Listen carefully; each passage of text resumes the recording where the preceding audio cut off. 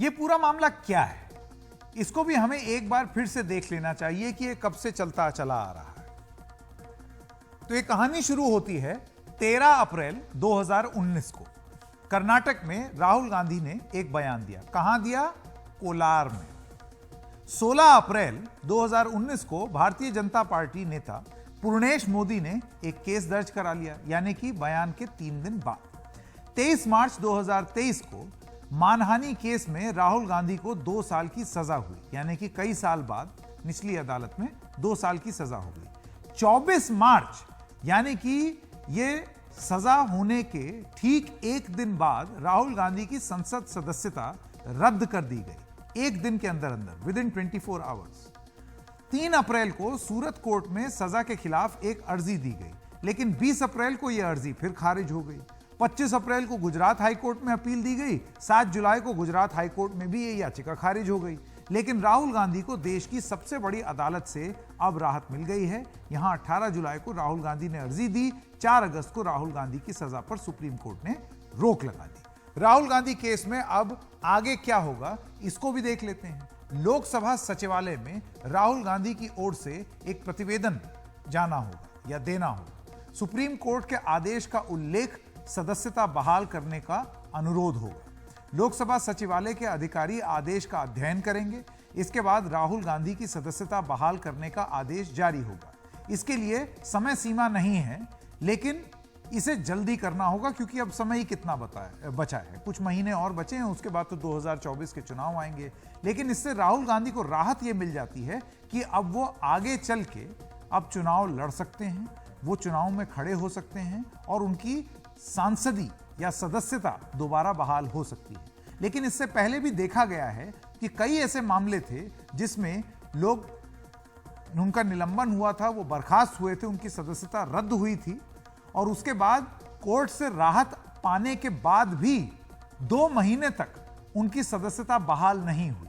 दोबारा उनको कोर्ट का दरवाजा खटखटाना पड़ा, तब जाकर के सदस्यता बहाल हुई। इस केस में जिस तरीके से 24 घंटे के अंदर अंदर कोर्ट के आदेश आने के बाद झटपट निलंबन हुआ था या सदस्यता रद्द हुई थी, क्या उसी स्पीड से झटपट सांसद वापसी होगी?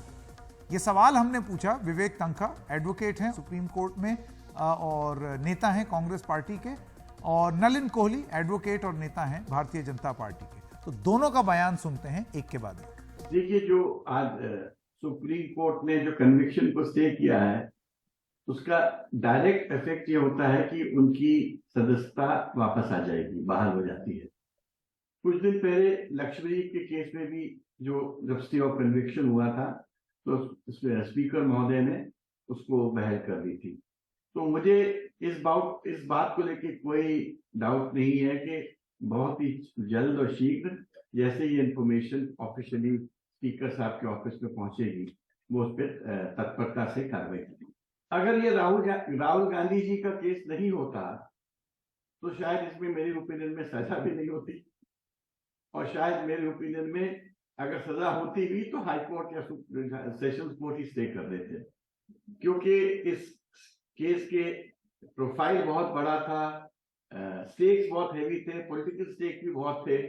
तो इसलिए मुझे लगा कि गुजरात की कोर्ट में हमको ये स्टे नहीं मिल पाया, but supreme court of India, जिसपे सबको भरोसा है, आज सुप्रीम कोर्ट ने फिर वो बात दोहराई कि सुप्रीम कोर्ट ऑफ इंडिया एक इंडिपेंडेंट कोर्ट है और मेरिट्स पे ही निर्णय करते हैं।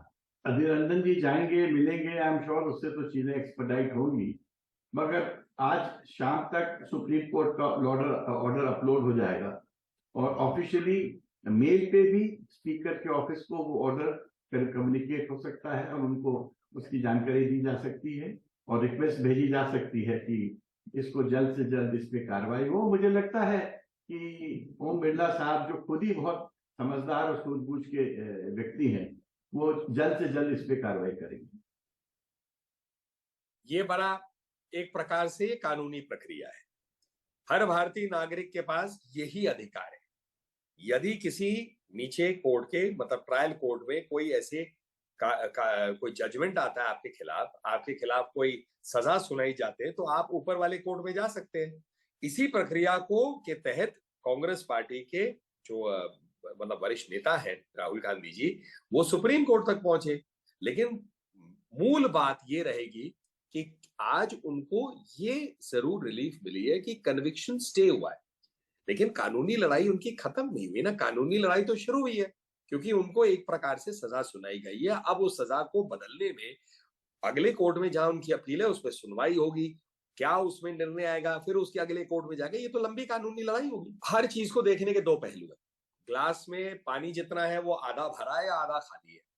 अब एक पहलू ये देखा जा सकता है कि भाई स्टे कन्विक्शन पे स्टे हो गया है, अब उनका एक अधिकार बन गया वापस एक सांसद बनने का।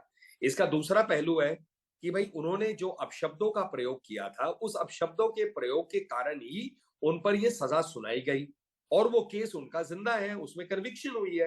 तो एक किस्म से अब वो कन्विक्टेड व्यक्ति हो गए।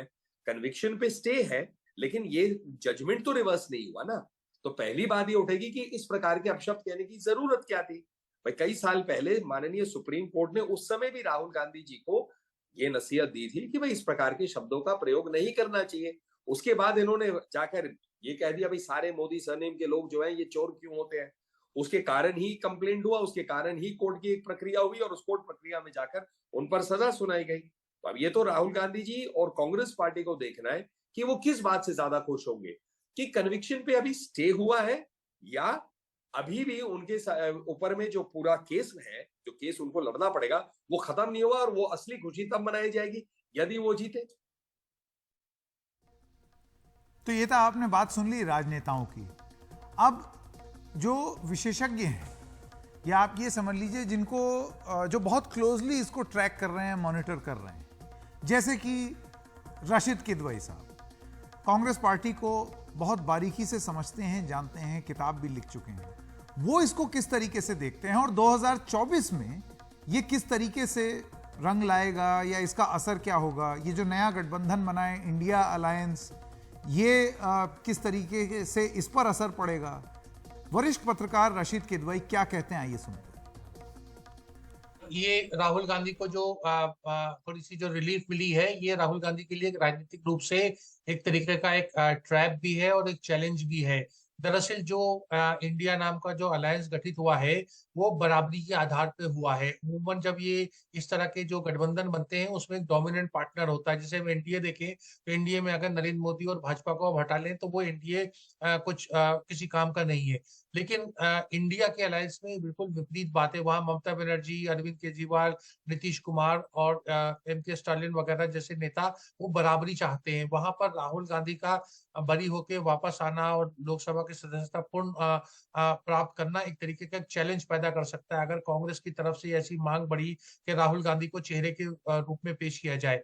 दूसरी बात, 2019 का भी अगर हम ध्यान करें लोकसभा चुनाव, तो वो राहुल बनाम नरेंद्र मोदी होगा। अगर 24 का चुनाव तो वो राहुल गांधी के लिए नुकसानदेह होगा। तो इसलिए राहुल गांधी को अपने और अपनी पार्टी के ऊपर थोड़ा अंकुश लगा के रखना होगा, क्योंकि मल्लिकार्जुन खड़गे कह चुके हैं बेंगलोर में भी और चेन्नई में भी कि हमें इस बारे में जल्दबाजी नहीं होगी और कांग्रेस जो है वो प्रधानमंत्री पद का दावेदार नहीं है। यही राहुल गांधी की सबसे बड़ी परीक्षा और टेस्ट है। राहुल गांधी की छवि और निखर के सामने आएगी, क्योंकि उन्होंने ऐसा अब उन्होंने अपने आप को दर्शाया है कि वो सिद्धांतों से समझौता नहीं करते हैं। उन्होंने माफी नहीं मांगी, वो आरएसएस के खिलाफ भी जो बयान दिया था उसमें भी वो अपनी जगह पर टिके हुए हैं। तो ये राहुल गांधी की बड़ी उपलब्धि है। लेकिन इसमें हम राजनीति के रूप में देखें तो ऐसी 208 लोकसभा सीटें हैं देश में जो ज्यादातर उत्तर भारत या जिसे हम कहते हैं हिंदी पट्टी में है, जहां पर कांग्रेस और भाजपा आमने सामने है। और वहां के ऊपर भाजपा 2014 और 19 के चुनाव में तकरीबन 90% सीटों में उसको कामयाबी हुई है। 92% है एक आकलन के अनुसार। तो यदि कांग्रेस उसको, राहुल गांधी उसको घटा के 50-60% पे ले आते हैं या बराबरी पे ले आते हैं, तब राहुल गांधी की असली उपलब्धि होगी और तभी उनको जो आईएनडीए जो इंडिया अलायंस है वो भी उनको अपना नेता मानेगा। क्योंकि देखिए 272 का जादुई आंकड़ा है जिसे विपक्ष को पाना है नरेंद्र मोदी जी को सत्ता से वंचित रखने के लिए। उस 272 के सीटों के जो लोकसभा की सीटें हैं उसमें तकरीबन आधी जो है गैर भाजपा राजनीतिक दल जैसे डीएमके, टीएमसी, जेडीयू, एनसीपी, ये तमाम राजनीतिक दल जो है उनके लिए परीक्षा है, चुनौती है, उन्हें पानी है। लेकिन दूसरा जो 125 से 138 सीटें हैं वो कांग्रेस को प्राप्त करनी है। बात यह है कि क्या कांग्रेस राहुल गांधी के लोकसभा में वापस आने पे 100, 125, 138 सीट जीतने की स्थिति में है? यही एक बड़ी चुनौती है।